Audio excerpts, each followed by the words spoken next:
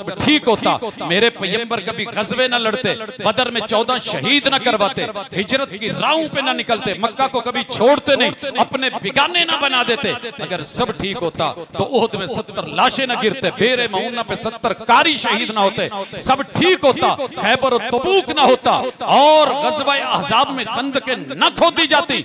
लोगों, सब ठीक होता तो कब्र के हवालात न होते, सब ठीक होता तो उसके सवालात न होते।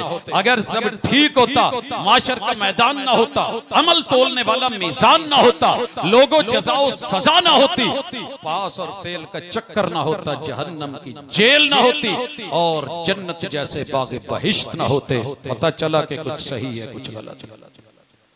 लिहाजा ये जो बयानियां हमने पाल रखा है, इसको छोड़ना पड़ेगा। मेरे सबसे बड़े खैरखार इस दुनिया में जो रात के अंधेरों में रोते रहे, मोहम्मदुर रसूलुल्लाह।